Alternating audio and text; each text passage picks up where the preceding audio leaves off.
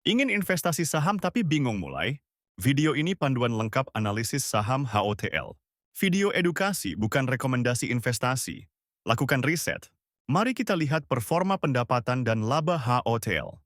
Pada kuartal 4 2021, pendapatan perusahaan mencapai 62,8 miliar rupiah.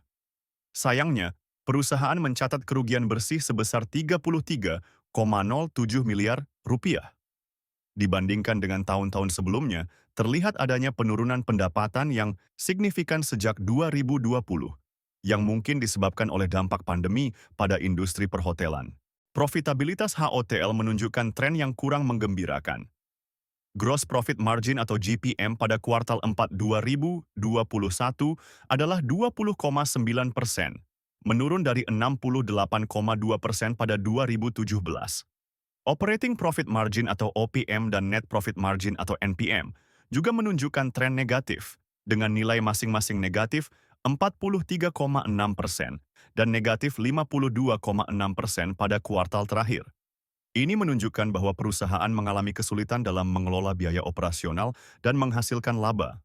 Posisi keuangan HOTL per kuartal 4 2021 menunjukkan total aset sebesar 1,3 triliun rupiah dengan ekuitas 300 miliar rupiah. Meskipun aset relatif stabil, ekuitas mengalami penurunan dari tahun-tahun sebelumnya yang mengindikasikan berkurangnya nilai bagi pemegang saham. Kesehatan keuangan HOTL perlu diperhatikan.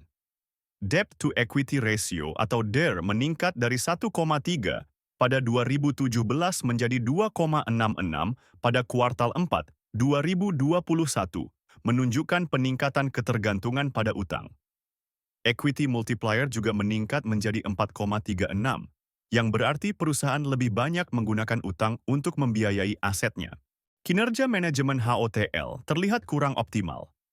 Return on Equity atau ROE dan Return on Assets atau ROA, keduanya negatif pada kuartal 4 2021, masing-masing negatif 9,1% dan negatif 2,1%.